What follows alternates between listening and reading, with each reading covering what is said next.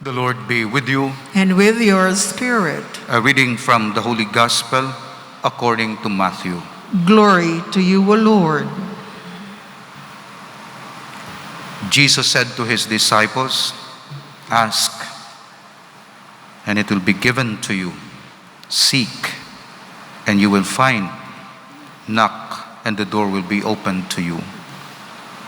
For everyone who asks receives, and the one who seeks finds, and to the one who knocks, the door will be opened. Which one of you would hand his son a stone when he asks for a loaf of bread, or a snake when he asks for a fish? If you then, who are wicked, know how to give good gifts to your children, how much more will your heavenly Father give good things to those who ask him? Do to others whatever you would have them do to you. This is the law and the prophets." The Gospel of the Lord. Praise to you, Lord Jesus Christ. Brothers and sisters, you noticed in our prayers, collect prayers, opening prayer, it says, "Bestow on us, we pray, O Lord, a spirit of always pondering on what is right and of hastening to carry it out." So the basis of our actions ultimately is that because it is the right thing to do, not so much the appreciation or just to meet the needs of other people. It's part of it, but ultimately because it is what is right.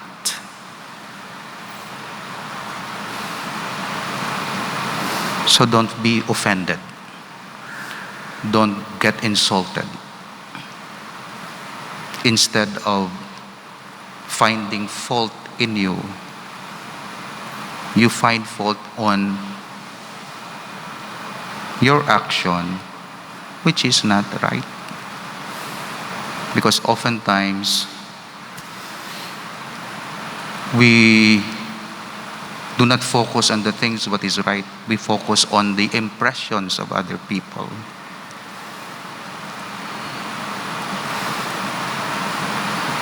And that's not Christian spirituality.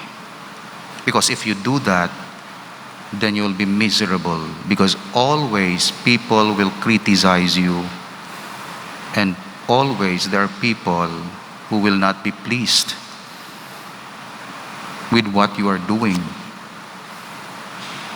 But the basis is it all right with God? Is it the right thing to do? That's why the prayer is, "Bestow on us, we pray, O Lord, a spirit," meaning Holy Spirit, "of always pondering what is right and of hastening to carry it out."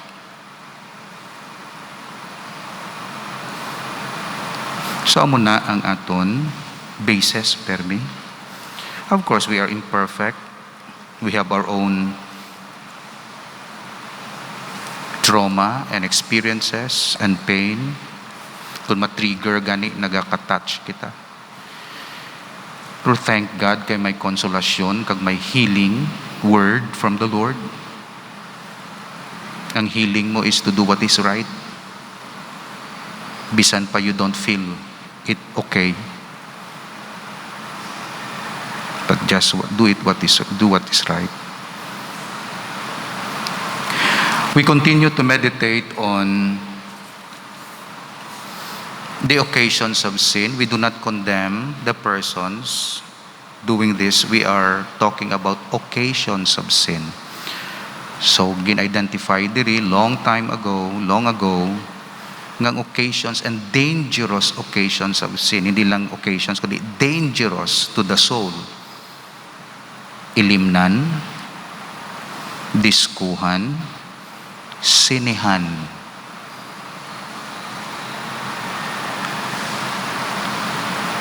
Sugalan, kag malain nga balasahon. Sa amo ning gin-identify diri. The same human nature, the same ang 1903 nga mga tawo to, pareho sa aton subong. Context lang naglain. Of course, theater, subong wala kita kadto sa theater, pero may internet na. Movies, meaning movies. Or entertainment, show. Kaya na. So, amo gid ini nga para sa aton daw baliwala lang. Daw baliwala lang bala. Natural man lang na matanaw sa movies. Natural man lang na mainom. Natural na masugal. Do natural na. Pero gina-remind kita very dangerous ining mga occasions. We are not condemning those who get inside or do things there. Wala kita kay it's between them and their God kung ano man ang sa heart nila. But it is an occasion, meaning to say, nagadabad-daba nga kalayo, ginpapalapit mo sa iya ang laya nga dahon. Maanugid, masunugid. Unless nga bakod ka, unless nga basa ka nga dahon o bagok nga dahon, tindi ka. Pero kung laya ka nga dahon, meaning sinful human nature, may wickedness ka, may weakness ka, dangerous para sa imo. Ang example diri na may anak ko, hindi ka maglangoy sa isa ka lugar, sa baybay o sa ano, hindi ka kabalo maglangoy. Hindi ka na magpalapit kay kung magpabugal-bugal ka, kag magpalapit ka dito nga no, tapos di ka kabalo malangoy, mapatay ka gid, malumos ka gid. That's why palayo. Of course, may mga tao di ka palayo, nabutang diri tungod kay profession nila.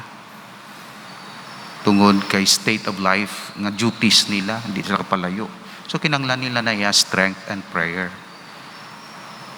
Kinanglan mangin professional sila, so to say.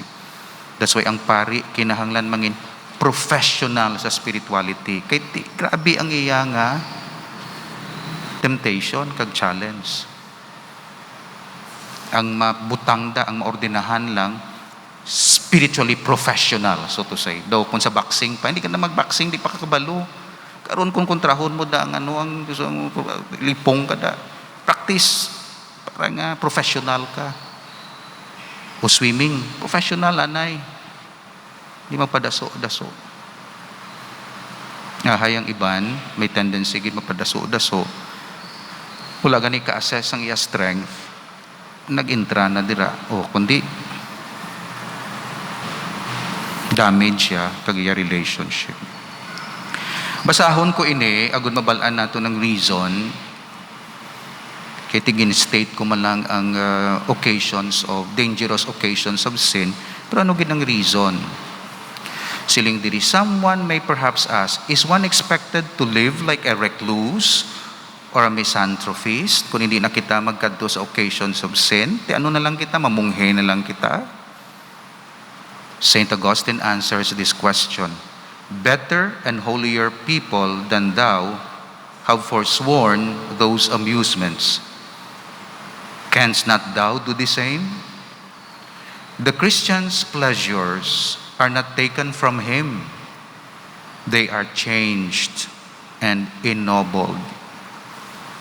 So, hindi ini nga mamunghe ka o manago ka.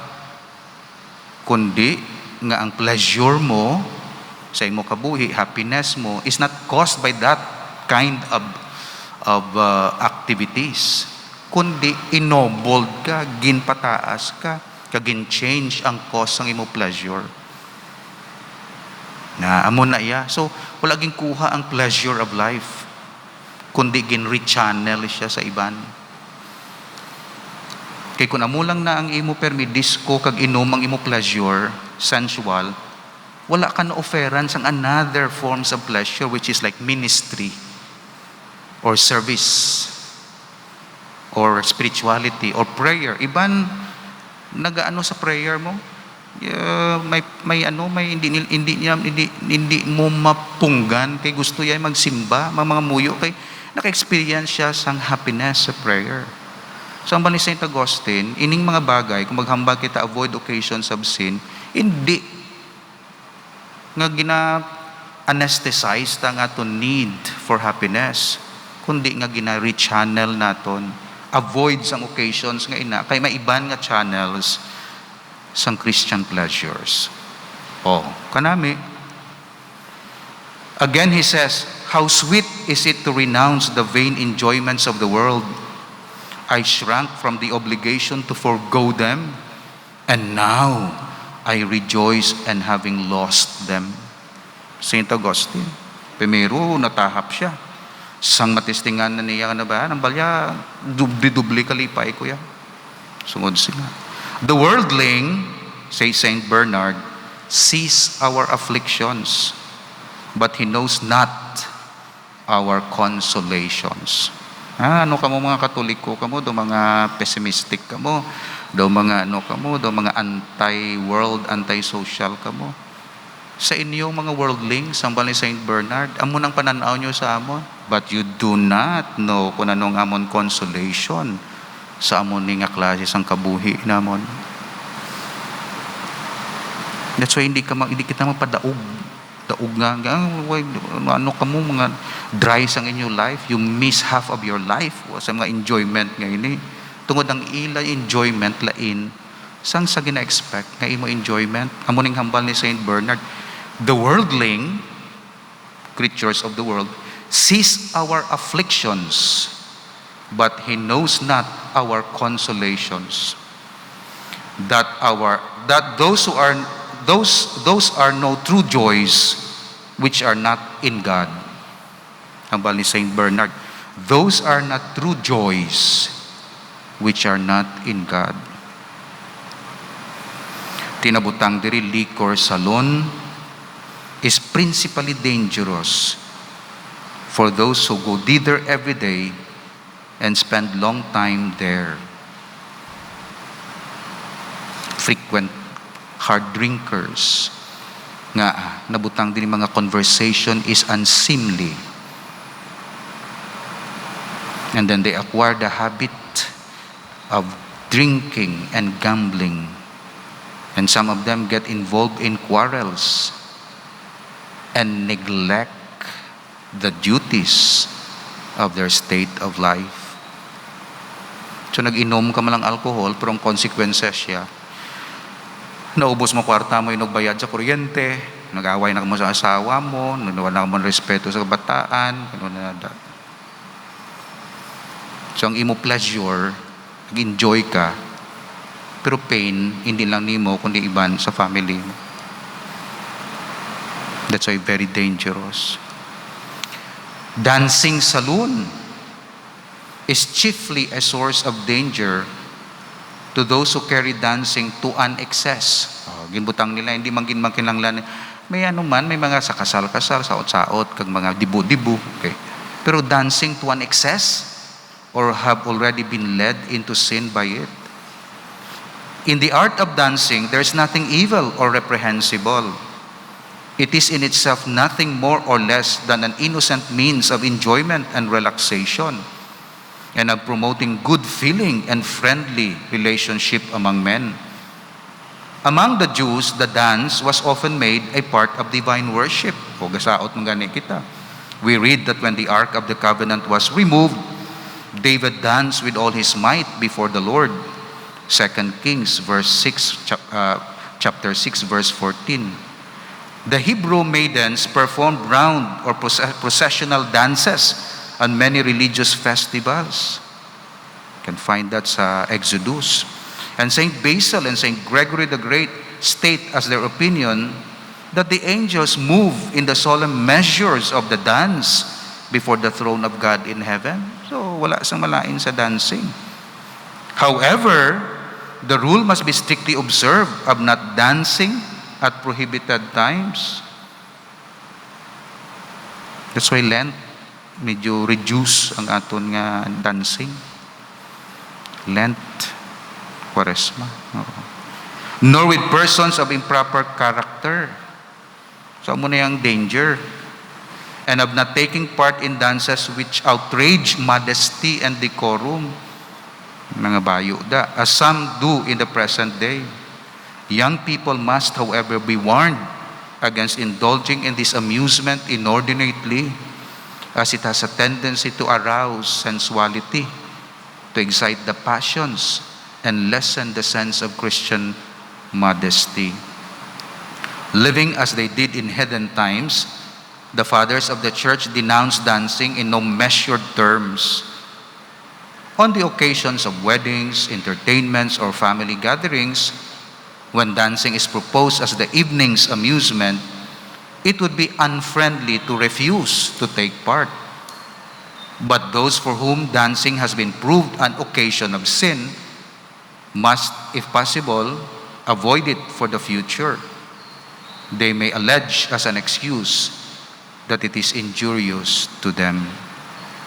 That's why isang una mga pari istiktuhan gid, hindi ka gid magkanto sa diskuhan. Bawal gid magbaili ang pari. Bawal magano. Kaya mo sini kay occasion siya. Again, depende man sa pari, pero occasion siya. Sang sala. Wala ko nagasiling sala. Occasion. Sang sala. Sunod diri, theater. Because theaters are a school of vice rather than a virtue. When dramas of an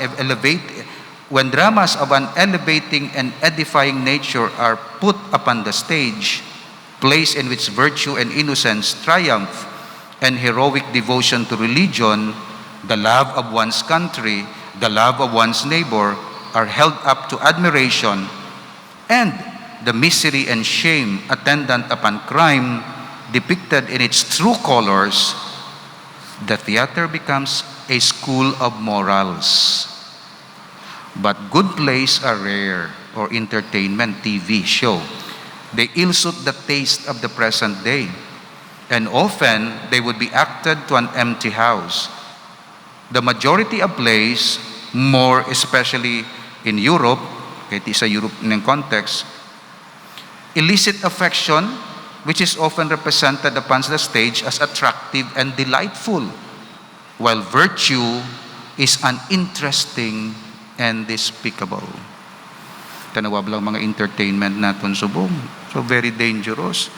Kung ano itong mga exotic lifestyle, kag mga immoral, amo pang ginadayaw, kag sila pang nami, ang mga artista. Wala kita nag-condemn, ha? Sample ko. Mga artista. Bala mo nang gasaylo-saylo na sa isang asawa. Siya pa ya siya pa ya nag-advise sa imo. Nya yung happiness mo, yung number one criteria is to pursue your happiness. Kung ano man ang cost na. Amo na ang mga values. Wala sang moral, happiness lang. Di ba batian na sang kabataan, abi nila mo na. So, himuang tanan para malipay ka. Bisan magbutig ka, butig ka. Bisan magtapak ka sang tiil sang iba, basta una ka lang saka sa jeep. Survival the fittest, daon mo na siya. Basta malipayon ka lang, himuang tanan. I-depensahan mo ang imo kalipay. Bisan kirida ka na, depensahan mo. Kalipay mo na. That's not moral. Kagamo na ang ginaano sa mga sini. Amuning nambal diri. Sobra na gid gani sa aton time. Tapos ang mga work, tanan na lang gusto mag-artista. Gusto kay dira ang kwarta nga damo pag mga advertisement. Pero ang work of service, duway nagawa. Nabutang na diri di nihalin sa akon, basahon mo di. Tungod na sang pag-distort sang values sang media. Moreover, it cannot be denied that the heated atmosphere, a crowded house, and the late hours are prejudicial to the health of the habitual playgoer. Damo ang kabuhi sa entertainment. Damo kwarta. Pero damo okasyon sang sala. Nag-inaway na sila sa backstage. Sabi nyo namin na. Mga manager nila nagapamuyayaw na to sa TV daw gailinaway na to sa likod. Tungod sang tension, tungod sang kwarta, tungod na wala na ang schedule, wala nag-late, damo na dara sa likod. Wala ako nagasiling nga hindi mag-entertain, pero sa likod sinatanan, sala. Bisan sa aton nga selebrasyon, kuis a fiesta, nami fiesta ta, pero sa likod sinatanan ilinaway. Wala naging tsindihanay, nag-inisipay, nagamuna. So amo kambal ko, imbis nga okasyon kita sang pagdayaw sa Dios, untaton na lang ni. Okasyon kita sang sala. Imbis nga mag-ayo kita kay may piyesta, kita kay mga hilikuton, kita nga liturgical activities diri, nangin okasyon sa aton sala. Hindi siya okasyon mag-lift sang spirit. So avoid sang sina. Avoid. Kada isa may ubra kag may tapos avoid kinanglan arada. Avoid gid nga ang liturgical activities maging occasion sang sala. Kay sagrado ina. So ipaiway kita kagbalaan naton agagapon gin-enumerate ko man lang ang occasions pero wala akong in-justify, wala sang reason, subong ara nakita na dira kagdamo pa ina, subong damo ng open nga mga reasons nga ang occasions of sins ini. Avoid lang kag kun obra mo ina, make sure nga strong ka, kabalo ka, solid ka sa faith, sa spirituality. Kag ang kabataan, limitahan ang exposure sa sining mga bagay-bagay. Hindi pagdunaon ng ila pleasure and enjoyment, kundi i-replace siya. So anak, hindi niya klase sang hampanganan, laway ni. Di mama, gusto ko maghampang o aring hampanganan nga na, i-replace mo, hindi mo pag i-deprive siya, kamapektuhan man niya nga, i-replace mo sang mayong hampanganan. The same sa aton spirituality. Hindi nga mag-vacuum ang desire to be happy, kundi i-replace mo siya sang religious Christian nga klase sang happiness. Kag-explain sa bata, parang mangin strong sila, pag-abot nga adult na sila, kabalo sila, strong sila sa ila desisyon kag choices sa kabuhi.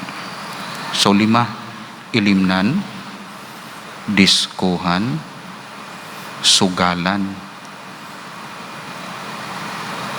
balay kalingawan, entertainment, kag bad novels and books, entertainment.